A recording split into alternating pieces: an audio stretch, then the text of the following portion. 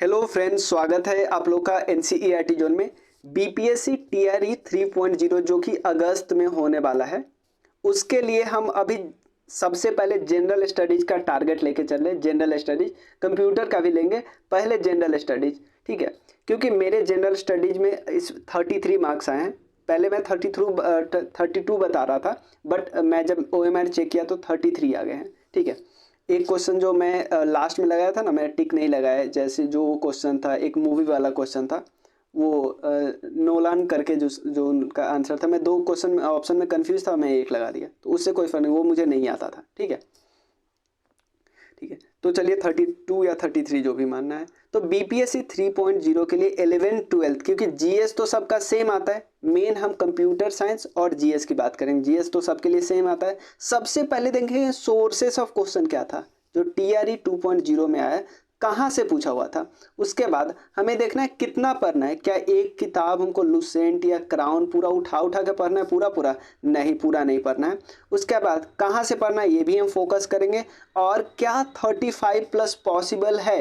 अगर आपका मैथ्स थोड़ा ठीक है तो पॉसिबल है, क्योंकि मैथ्स में 8 क्वेश्चन आते हैं। तो 8 का, जैसे बहुत लोग 8 का 8 कर लेते हैं, तो उनके उनके लिए 35 पॉसिबल है बहुत हद तक, ठीक है। तो अब देख लेते हैं, एक बार सिलेबस देख लेते हैं। सिलेबस में कौन कौन आता है, एक बार सिलेबस हम देख लेते हैं। अगर जीएस में टोटल 40 क्वेश्चन आ रहे हैं, 40 क्वेश्चन आ रहे हैं, तो 5 जगह से आ रहे हैं। 5 जगह कौन कौन है।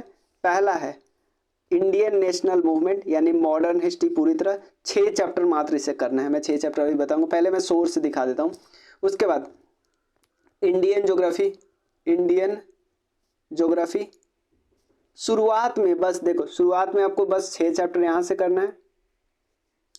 पहले मैं क्वेश्चन का सोर्स दिखाता हूँ, फिर यहाँ पे आपको ज़्यादा से ज़्यादा 5 चैप्टर यहाँ से करना है। शुरुआत में सिर्फ 5 चैप्टर, बाद में बढ़ेंगे हम लोग, प्रैक्टिस क्वेश्चन से हम लोग एक्स्ट्रा कर लेंगे, लेकिन शुरू में आपको 5 ही चैप्टर करना है। फिर उसके बाद आ जाओ अब करेंट अफेयर्स। करेंट अफेयर्स में भी मैंने देखा है कि यार कुछ टॉपिक आपको उठा के पढ़ना है, जो कि डेप्थ में पढ़ लेना है। जैसे एग्जाम्पल ले लो, आपको तो पता ही था कि जो इस पे क्वेश्चन आएगा, चंद्रयान 2 वाले पे क्वेश्चन आएगा, आपको पता ही था G20 में, क्योंकि से क्वेश्चन आएगा, पता था ना। और ये दोनों टॉपिक से क्वेश्चन आया, लेकिन इसमें हमको पढ़ना है, थोड़ा सा डेप्थ में पढ़ना है, ठीक है। चंद्रयान 2 से वो वाला हम लोग प्रज्ञान, वो पढ़ रहे थे, प्रज्ञान, और जो रोवर वगैरह है उसके बारे में पढ़ रहे थे, पॉइंट पढ़ रहे थे, जो शिव शक्ति पॉइंट और तिरंगा पॉइंट और Indian space day, national space day, ये सब। लेकिन आप देखा क्वेश्चन क्या पूछा था, मतलब जो टॉपिक आप पढ़ो करेंट अफेयर्स में, उसको डेप्थ में पढ़ो, बाकी को थोड़ा सुपरफिशियल पढ़ो,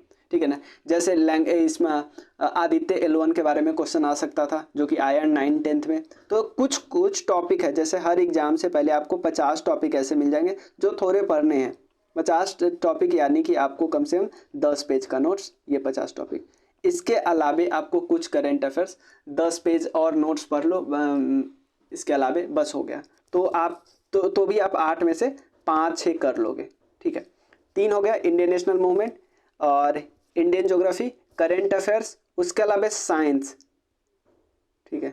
साइंस में भी आपको ज़्यादा चैप्टर नहीं करने, आप मान के चलो 10 चैप्टर टोटल कर लें तीनों मिला के, ठीक है। और पहले हम सोर्स ऑफ क्वेश्चन देख लेते, उसी से हमने डिसाइड किया कि, और तीनों तीनों बुक के मैंने देखे, मतलब 9th-10th के, 11th-12th के, 6-8 के।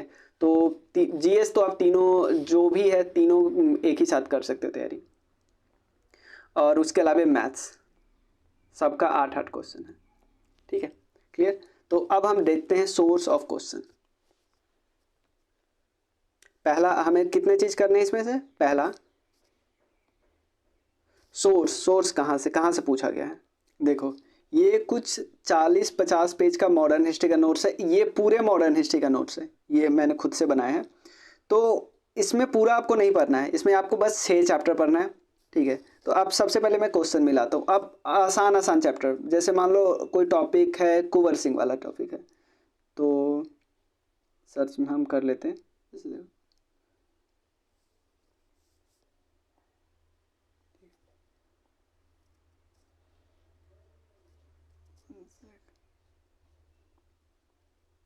1857 1857 रिवॉल्व। देखो 1857 में मिला। बिहार से कौन थे? कुंवर सिंह थे। सिंपल, ठीक है। और यहाँ पे, और मैंने इसको डिटेल में इसलिए नहीं लिखा था क्योंकि मुझे पता था, जैसे मुझे याद था कि इनके बारे में कि ये इससे वहाँ से आरा से बिलोंग करते थे, जगदीशपुर से बिलोंग करते। तो इस ऑप्शन में देखो आपको आरा भी लिखा हुआ है, तो आप यहाँ से भी गेस कर सकते थे कि कोई भी एग्जाम होगा ना, कोई भी एग्जाम होगा, बीपीएससी का एग्जाम होगा, तो आपको रिवॉल्ट के बारे में पूछा तो आपको आंख मूंद के कुंवर सिंह लाना है। इस ऑप्शन को तो आप वैसे भी एलिमिनेट कर सकते थे। ये गांधी जी को बुलाने गए थे ना, गांधी जी को बुलाने नहीं गए थे रिवोल्ट के समय। किस रिवोल्ट के समय? चंपारण सत्याग्रह से पहले गांधी जी को बुलाने गए थे। अब अगला क्वेश्चन है पार्टीशन ऑफ बंगाल। तो आप देखो,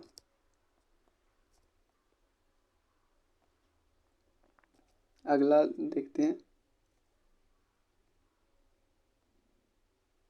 हाँ, पार्टीशन ऑफ बंगाल, डेट देखो, डेट, कई डेट यहाँ पे मैंने लिखा है, वहाँ पे एक date, the partition of Bengal was effected from, यहाँ पे इफेक्ट कब से आया? 16 अक्टूबर 1905 से। क्लियर? और इस दिन क्या क्या हुआ तो वो भी देख सकते हो। उसके बाद quit India movement, quit India movement, यहाँ पे सीधा नीचे आ जाओ आप। ये मैं बहुत डिटेल में लिखा है इसलिए ज़्यादा पेज हो गया है। आप इसको ना आधे पेज में भी कर सकते हो, मतलब यहाँ से भी मैं कराऊंगा ना तो आपको आधा तो मैं वैसे भी छोड़ दूंगा, ठीक है। मैं लेकिन यहाँ पे हम लोग थोड़ा एक्स्ट्रा लेके चलेंगे ना, क्योंकि हो सकता है इस बारी अगली बार आसान नहीं आ जाए। जैसे क्विट इंडिया मूवमेंट, आप देखो क्या लिखा हुआ है, AICC मेट 8 अगस्त,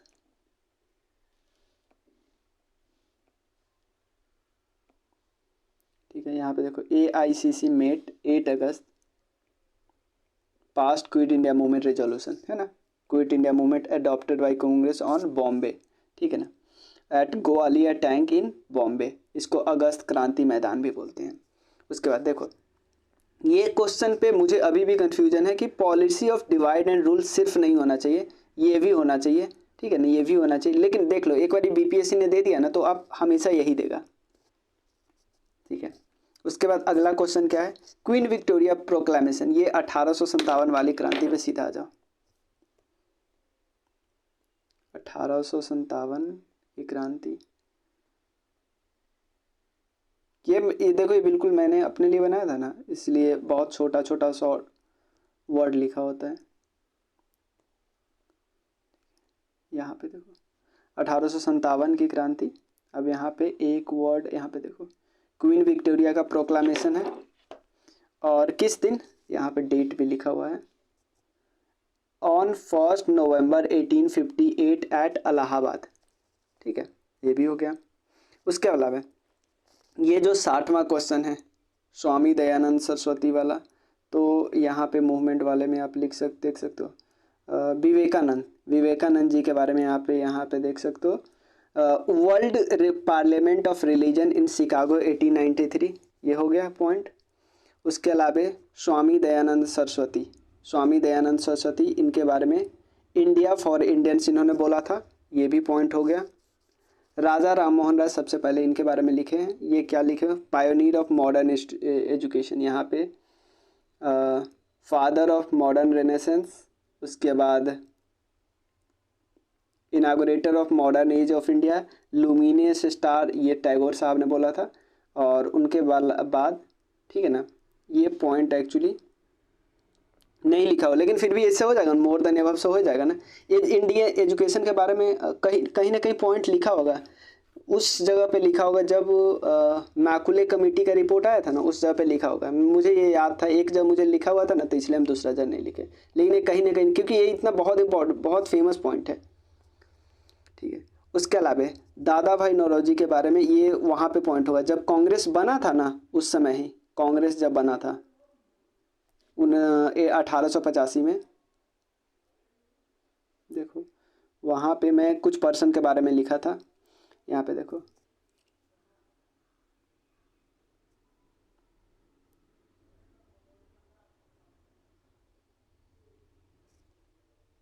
यहाँ पे देखो दादा भाई नौरोजी के बारे में क्या क्या लिखा, grand old man of India लिखा हुआ है। देखो यहाँ पे मुझे ये पॉइंट याद था ना, इसलिए मैंने नहीं लिखा था। यहाँ पे लिखा है इन्होंने किताब लिखा, और ये हाउस ऑफ कॉमन्स बने थे ब्रिटेन में, समझो ना, ब्रिटेन में एमपी बने थे। तो ब्रिटेन में एमपी बनेंगे तो ये दोनों ऑप्शन तो ऐसे भी हट जाएगा। स्वामी विवेकानंद जी वो क्या करने जाएंगे इंग्लैंड, वो मतलब वो उनसे रिलेटेड ही नहीं था। सुरेंद्र नाथ बनर्जी ये बने हुए थे आईएएस, ये तो आपको पता ही होगा। लेकिन ये क्योंकि ये आप ये भी पॉइंट अगर याद रहा था ना कि ये हाउस ऑफ कॉमन्स के मेंबर बने थे, वहाँ पे जाके एमपी बन रहे हैं, तो ये तो हम अनऑफिशियल एम्बेसडर इनको बोल सकते हैं ना, grand old man of India. इनकी किताबें बहुत फेमस है, poverty and un British rule of India, ठीक है। उसके बाद चलो ये क्वेश्चन डायरेक्टली नहीं लिखा हुआ है, ठीक है, फिर भी अगर मान लो आप 8 में से अगर 6 ही क्वेश्चन ये डायरेक्टली सोर्स से आया है, और ये मेरा सोर्स नहीं, ये जो सोर्स मैंने बनाया है वो भी नॉर्मल बुक से बनाया है भाई। ये क्राउन वगैरह जो बुक आता है ना, क्राउन लूसेंट वगैरह से बनाया है, और कहीं कहीं चीज़ मैंने एक्स्ट्रा थोड़ा थोड़ा मैं प्रैक्टिस क्वेश्चन के बाद नहीं, लोग को कुछ मिल जाता है वो डाल लेता है, बस ये उतना पॉइंट है। तो आप सिंपल ना, इसके लिए मैं बोलूँगा आप सिंपल जो 6 चैप्टर मैंने बताया ना, कौन कौन से 6 चैप्टर, 6 चैप्टर आपको या तो क्राउन से कर लो, 6 चैप्टर या तो क्राउन से कर लो या तो लूसेंट से कर लो पहले, इसके बाद प्रैक्टिस, बस क्राउन या लूसेंट। कौन कौन 6 चैप्टर बताए, 1857 मरा क्रांति, सोशियो एंड रिलीजियस मूवमेंट, उसके अलावा ट्राइबल मूवमेंट। देखो सोशियो रिलीजियस और ट्राइबल वाला सेकेंडरी है, ये दोनों सबसे लास्ट में। सबसे पहले 1857 वो भी बाकी जगह पे हुआ उसको फोकस नहीं करना है, बिहार वाले पे फोकस करना है, कुंवर सिंह के बारे में हमको डिस्कस कर लेना है, और 1857 के बाद क्रांति के बाद क्या क्या हुआ ये डिस्कस करना है, और एक दूसरा बाकी आपको कर लेना है लगभग कांग्रेस जब से बना 1885 से लेकर 1947 तक का 3 चैप्टर, कहीं तीनों मतलब आपको 20-30 पेज में हो जाएगा ये, ठीक है, क्लियर। ये हो गया हमारा किसका, मॉडर्न हिस्ट्री का। अब हम दूसरे टॉपिक पे दूसरे सब्जेक्ट पे चलते हैं। ये क्वेश्चन ये वाला देखो, ये क्वेश्चन देखो, मायोपिया क्या है, डिस्टेंट ऑब्जेक्ट क्लियरली, देखो not able to see distant object clearly, simple. Second heredity वाला क्वेश्चन यहाँ पे आपको मिल जाएगा, ठीक है। यहाँ पे देखो जो जेनेटिक्स वाला चैप्टर है, जेनेटिक्स में कुछ कुछ बता के यहाँ पे लिखा है मेंडल्स लॉ ऑफ हेरिडिटी, ठीक है ना, जेनेटिक्स हेरिडिटी से रिलेटेड है, ठीक है, ये हो गया। उसके अलावा ये केमिस्ट्री में, ये मुझे बुक में अभी उतना ध्यान से, क्योंकि बुक में ढूंढना पड़ता है ना, ठीक है, ये अभी मैंने नहीं ढूंढा है। ये देखो ये बहुत आसानी से आपको मिल जाएगा, क्योंकि आपको सबसे पहले देखो ऑक्सीडेशन का मतलब क्या होता है, reaction either oxygen is added, मतलब ऑक्सीजन का एडिशन। अब देखो फोटोसिंथेसिस के रिएक्शन में देखो क्या हो रहा है, अब देखो, अब दो बोलो कि हमें इतना याद कैसे रहेगा, फोटोसिंथेसिस तो ये तो बेसिक है भाई, आपको तो याद करना ही पड़ेगा।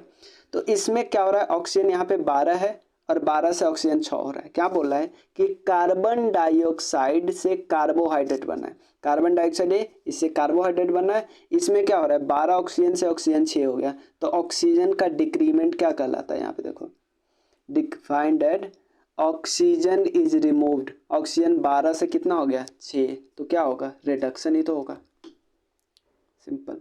ये तो आपको कंप्यूटर वाला ही है, ठीक है। उसके बाद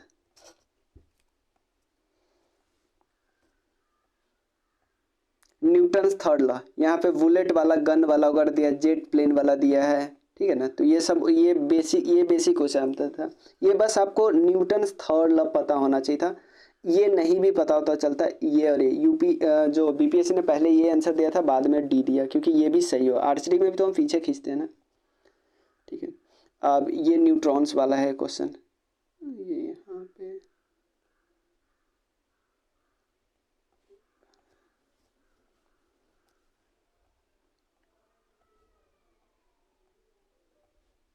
ये ज्योग्राफी क्वेश्चन जो कुछ हट गया क्या, पिक्चर खींचा तो देखो न्यूट्रॉन्स वाला, तो ये भी हमें पता है, ये भी देखो एटम होता है ना, एटम के बीच में इलेक्ट्रॉन चारों तरफ घूमता है, प्रोटॉन और न्यूट्रॉन होता है बीच में, और न्यूट्रॉन के घटने से कोई उसके प्रॉपर्टीज पे फर्क नहीं पड़ता है। ये तो करेंट अफेयर्स है, ठीक है, ये भी मैंने बताया था कैसे करना है। ये वो करेंट अफेयर्स जो जितना हमको 40-50 करेंट अफेयर्स करना है, वो थोड़े से डेप्थ में करने हैं, तो इससे वो हो जाता है, इससे हो जाता है, ठीक है। ये करंट अफेयर्स तो सिंगल वन लाइनर वाला है। ये पता नहीं कैसे होता, कुछ क्वेश्चन तो आपको छोड़ना। अब आते हैं ये ज्योग्राफी में, आप आते हैं ज्योग्राफी तो बहुत आसान पूछो, बता। देखो पहला चैप्टर निकालते हैं सीधा। हाँ, पहला चैप्टर में आपको सिंपल दिया है। एक है नदन माउंटेन, तो आप देखो नदन माउंटेन यानी हिमालयन माउंटेन, इसका देखो ये 2400 किलोमीटर लंबा है, 400 किलोमीटर चौड़ा है, ठीक है ना। उसके बाद अगर आ जाओ प्लेन, मैंने उसका फोटो नहीं, अब देखो प्लेन क्या है, प्लेन चौड़ाई ऑलमोस्ट सेम होगा लेकिन लंबाई उतना ही है, चौड़ाई लगभग 40 किलोमीटर है। तो प्लेन में और माउंटेन में बड़ा कौन हो गया, बड़ा तो वही होगा ना, क्योंकि आपको आयत का क्षेत्रफल तो निकालना ही आता है। दोनों का लंबाई सेम है लेकिन इसका चौड़ाई है ऑलमोस्ट 400 किलोमीटर से लेके 150 किलोमीटर के बीच में, लेकिन उसका चौड़ाई ये है 50 किलोमीटर, तो ये तो बड़ा ही होगा। तो ये तो 4 तो सबसे लास्ट में आएगा ही आएगा। उसके बाद ग्रेट प्लेन आता है। अरे देखो अब कोस्टल प्लेन कितना छोटा छोटा होता है, इतना इतना, लेकिन ग्रेट प्लेन पूरा एरिया में है, तो ऑब्वियसली कोस्टल प्लेन सबसे छोटा होगा, तो इससे वो क्वेश्चन हो जाता है। उसके अलावा ये पॉइंट देखो यहाँ पे है, ट्रांस हिमालय में मैंने बताया था कि ये रिस्पेक्टिवली दिया है, सबसे पहले काराकोरम है, फिर लद्दाख है, फिर जास्कर है, फिर कैलाश है। तो अब देखो इसी से हो रहा है, काराकोरम फिर लद्दाख 2 के बाद 1 फिर 4, देख रहे हो, इससे हो जाता। उसके बाद ये साइक्लोन वाला क्वेश्चन भी ये मिल जाएगा आपको आराम से। देखो ये आपको थोड़ा सा नॉलेज के साथ करना होगा, मैं आपको दिखाता हूँ कैसे नॉलेज आपको थोड़ा सा, क्योंकि क्लास लेने पे क्या होता है आपको एक्स्ट्रा चीज़ें भी बताया जाता है। देखो क्या लिखा हुआ है, ये पॉइंट मुझे एग्जामिनेशन में ध्यान नहीं आया था। West coast is narrower, west coast जो चीज देखो जो पतला होगा और ऊंचा होगा वहीं पे ना लैंडस्लाइड होगा, लेकिन जो चौड़ा होगा और छोटा होगा यहाँ पे लैंडस्लाइड होने का चांसेस बहुत कम ना होगा। खुद सोचो ना, जो चौड़ा है बट ऊंचा कम है तो वहाँ पे लैंडस्लाइड कैसे होगा, जो पतला है और ऊंचा काफ़ी है वहाँ पे तो लैंडस्लाइड होगा। तो यहाँ पे भी वही पॉइंट लिखना है, यहाँ से सॉल्व हो जाता है, ठीक है। ये बात ट्रॉपिकल साइक्लोन, ये कई बार हम बताए हैं और बता सकते हैं कि देखो tropical cyclone bay of Bengal में आता है, ठीक है ना, बे ऑफ बंगाल में आता है। और बे ऑफ बंगाल की तरफ कोस्ट कौन है, देखो ईस्टर्न कोस्टल प्लेन कौन कौन है, कोरोमंडल कोस्ट है ना, ठीक है ना, कोरोमंडल कोस्ट, ये कृष्णा डेल्टा से लेके और ये कन्याकुमारी पे। और यहाँ पे जब आपको पता है मॉनसून ऐसे जाता है लौटता ऐसे है ना, लौटता है तो यहाँ पे बारिश भी करता है, ठीक है ना, यहाँ पे बारिश भी करता है। तो सेम कॉन्सेप्ट है बारिश। तो ज्योग्राफी में कौन कौन पढ़ना है हम देखो, एक है मेन चैप्टर जो फिजियोग्राफी, ठीक है। उसके अलावा रिवर, पूरा नहीं थोड़ा थोड़ा हल्का हल्का पहले पढ़ो, जितना पढ़ना है ना उतना मैं बताऊंगा। उसके अलावा एक है मॉनसून वाला चैप्टर, उसी में आपको रेनफॉल वाला पॉइंट हो जाएगा। फिजियोग्राफी आपको कोस्टल प्लेन हो जाएगा, पहला क्वेश्चन हो जाएगा, 2 क्वेश्चन इससे सॉल्व हो गया और कोस्टल प्लेन वाले से ही आपको सॉल्व हो जाएगा। मतलब 3 क्वेश्चन तो आपको एक ही टॉपिक से सॉल्व हो जा रहा था। और मॉनसून से आपको कौन क्वेश्चन सॉल्व हो जाएगा, एक कोरोमंडल कोस्ट वाला सॉल्व हो जाएगा और एक बारिश वाला सॉल्व हो जाएगा। कोरोमंडल कोस्ट तो इसी से सॉल्व हो जाएगा, बारिश वाला इसी से सॉल्व हो जाएगा, ठीक है ना। वोल्केनो से 2 क्वेश्चन सॉल्व हो जाएगा, वोल्केनो वाला जो चैप्टर हम करेंगे उससे 2 क्वेश्चन सॉल्व हो जाएगा, 8 क्वेश्चन सॉल्व हो जाएगा आराम से, ठीक है। आइए देखो इरोजन वाला जो चैप्टर है ना, इरोजन वाला वो भी हम कर लेंगे। इरोजन कई प्रकार से होता है, रिवर से होता है, विंड से होता है, अंडर वाटर से होता है, ठीक है ना। अंडर वाटर वाला भी पूछा हुआ है, एक 9th-10th में शायद पूछा हुआ अंडर वाटर स्टेलेटाइट या स्टेलेलाइट पे क्वेश्चन पूछा है, तो ये हम हो गया। तो टोटल कितने चैप्टर हो गया, एक फिजियोग्राफी, मैं लिख देता हूँ पहले फिजियोग्राफी, पहला चैप्टर फिजियोग्राफी ऑफ इंडिया, दूसरा रिवर, 3-4 क्वेश्चन हर साल इसी से पूछेंगे रिवर। उसके बाद क्योंकि आपसे जीएस उतना डेप्थ में नहीं जानना है, हल्का हल्का जानना है, बीपीएससी सिविल सर्विसेज वाला नहीं पूछेगा या यूपीपीसीएस वाला या जो भी। तो फिजिकल फीचर्स, रिवर, उसके बाद मॉनसून, मॉनसून से आ जाएगा रेनफॉल आ जाएगा, और मॉनसून में ही आपको पढ़ लेना एक अलग से टॉपिक पढ़ लेना वोल्केनो वाला टॉपिक कैसे बनता है वगैरह, और एक है वो वाला इरोजन वाला, ठीक है ना। और ये ऐसा नहीं 6 to 10 के लिए, सबसे पहले आप ये पढ़ो, बाकी क्वेश्चन प्रैक्टिस से, ठीक है ना। सबसे पहले आपको ये टॉपिक पढ़ना है, ठीक है ना। ये तो बेसिक है। Cultivation of fruit and vegetable, कोई कुछ नेमिंग वाला होता है ना, ये वाला मैंने बारिश में बोला ना, हेवी रेनफॉल होता है जब मानसून लौटता रहता है, तो ये कोरोमंडल कोस्ट पे हो गया, ठीक है। तो यही मुझे बताना था। तो अगर आपको कोई बुक लेना है ना, तो आप बुक ले लो, या तो ले लो क्राउन का जीके का किताब आता है, बिहार नहीं, या लुसेंट, और दोनों में से कोई एक बुक ले लो। और सारा नहीं पढ़ना है, जो चैप्टर मैंने बताया वो चैप्टर पहले आपको, आप पहले ज्योग्राफी का मैंने 6 चैप्टर बताया, मॉडर्न हिस्ट्री का 6 चैप्टर बताया, ये दोनों 6 चैप्टर आपको करो। और फिर मैं साइंस का लिस्ट दे दूंगा, टेलीग्राम चैनल पे ज्वाइन जरूर कर लेना, टेलीग्राम चैनल का लिंक है डिस्क्रिप्शन में, ज्वाइन कर लेना। उस पर हम लोग सिर्फ कंप्यूटर और जीएस की बात करेंगे, उसमें टीचर वाले एग्जाम से रिलेटेड सब सारे कंटेंट मिलेगा, ठीक है। तो मिलते हैं फिर नेक्स्ट वीडियो में, तब तक के लिए थैंक यू। चैनल सब्सक्राइब जरूर करना, ठीक है। और आपको अच्छा लगे तो शेयर करना, कमेंट करना क्या दिक्कत है, और जो भी हो आप बताना। Thank you so much.